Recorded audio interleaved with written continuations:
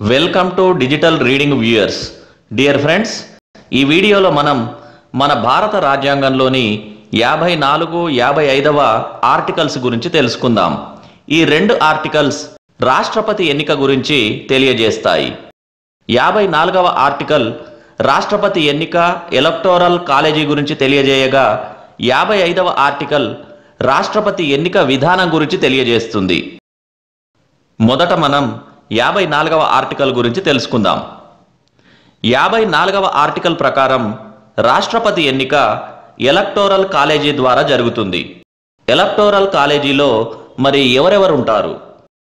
ఈ ఆర్టికల్లోని క్లాజ్ ఏ ప్రకారం పార్లమెంటు ఉభయ సభలలో ఎన్నికైన సభ్యులు, క్లాజ్ బి ప్రకారం రాష్ట్ర శాసనసభలోని ఎన్నికైన సభ్యులు ఎలక్టోరల్ కాలేజీలో ఉంటారని ఈ ఆర్టికల్ తెలియజేస్తుంది. భారత రాష్ట్రపతి ఎన్నిక ప్రత్యక్ష ఎన్నిక కాదు, పరోక్ష ఎన్నిక. అంటే ప్రజలు నేరుగా రాష్ట్రపతిని ఎన్నుకొనరు.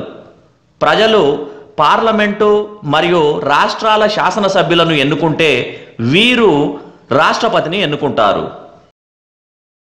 రాష్ట్రపతి ఎన్నికలో పాల్గొనే ఎన్నికైన పార్లమెంటు సభ్యులను, అన్ని రాష్ట్రాల శాసనసభలకు ఎన్నికైన సభ్యులను కలిపి ఎలక్టోరల్ కాలేజీ అంటారు.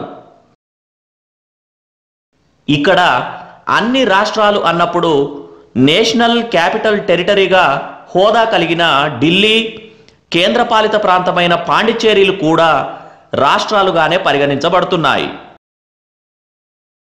అయితే పార్లమెంటు సభ్యులందరికీ, రాష్ట్రాల శాసనసభ్యులందరికీ ఓటు హక్కు ఉండదు. క్లాజు ఏ మరియు క్లాజు బిలను మనం నిశితంగా పరిశీలిస్తే ఈ విషయం బోధపడుతుంది.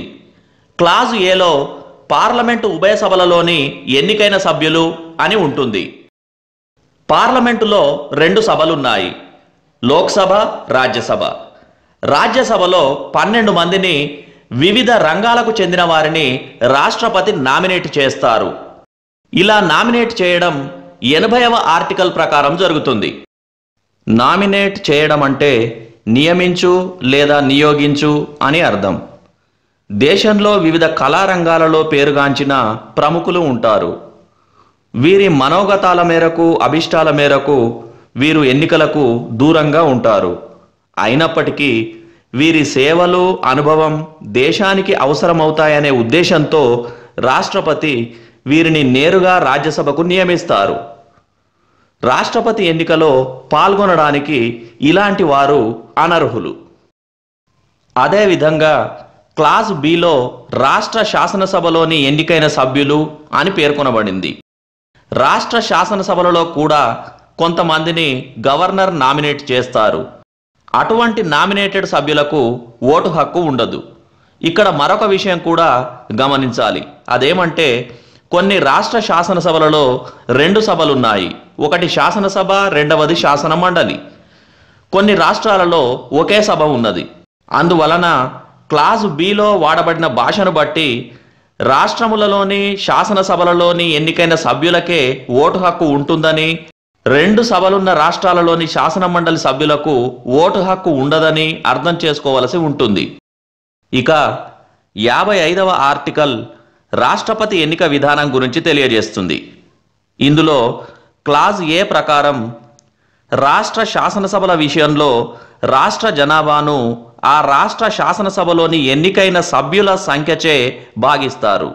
అలా భాగించగా వచ్చిన భాగహార లబ్ధమును తిరిగి 1000చే భాగించి 1000కి 1 ఓటు చొప్పున ఒక్కొక్క సభ్యునికి గల ఓట్లను నిర్ధారిస్తారు. క్లాజు బి ప్రకారం ఆ విధంగా 1000ని లెక్కించే సందర్భంలో శేషభాగము 500 కన్నా తక్కువ అయితే పరిగణలోకి తీసుకొనబడదు, ఎక్కువ అయితే 1 ఓటుగా పరిగణించబడుతుంది. ఈ 2 క్లాజులలో ఉదహరించబడిన విధంగా నిర్ధారించబడిన వివిధ రాష్ట్ర అసెంబ్లీ సభ్యుల ఓట్ల విలువను మొత్తాన్ని కూడి ఆ మొత్తాన్ని పార్లమెంటు ఉభయ సభలలోని ఎన్నికైన సభ్యుల సంఖ్యచే భాగిస్తారు. ఆ విధంగా భాగించగా వచ్చిన భాగహార లబ్ధమే పార్లమెంటు సభ్యుల ఓట్ల విలువ. శేషము కనుక సగము కన్నా తక్కువైతే పరిగణలోకి తీసుకొనబడదు. శేషము గనక సగము కన్నా ఎక్కువైతే 1 ఓటుగా పరిగణించబడుతుంది.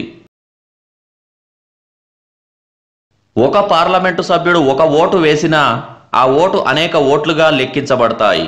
అదేవిధంగా ఒక అసెంబ్లీ సభ్యుడు ఒక ఓటు వేసినా అవి చాలా ఓట్లుగా లెక్కించబడతాయి. దీనినే ఓటు విలువ అంటారు. పార్లమెంటు సభ్యుని ఓటు విలువ అసెంబ్లీ సభ్యుల ఓటు విలువపై ఆధారపడి ఉంటుంది. జనాభాను బట్టి అసెంబ్లీ సభ్యుల సంఖ్య ఉంటుంది.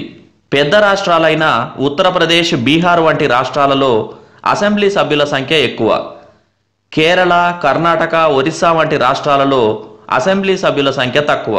అందువలన సాధారణమైన ఎన్నికల విధానం వలన ఉత్తరాది రాష్ట్రాల అసెంబ్లీ సభ్యుల సంఖ్యాబలం ఎక్కువ గనుక రాష్ట్రపతి ఎన్నికలో ఆయా రాష్ట్రాలు నిర్ణాయక పాత్రను పోషిస్తాయి.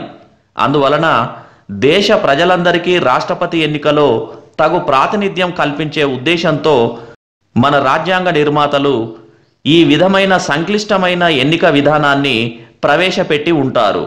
రాష్ట్రపతి పదవికి ఒకరికన్నా ఎక్కువ మంది పోటీ చేస్తున్నప్పుడు ఓటర్లు ప్రాధాన్యతా క్రమంలో ఓటు వేయాల్సి ఉంటుంది. దీనినే ప్రిఫరెన్షియల్ ఓటింగ్ అంటారు. ప్రాధాన్యతా క్రమంలో ఓటు వేయడం అంటే పోటీ చేస్తున్న అందరికీ ఓటు వేయడం అని అర్థం. ఈ ప్రిఫరెన్షియల్ ఓటింగ్ విధానం గురించి మనం నెక్స్ట్ వీడియోలో తెలుసుకుందాం. Thank you.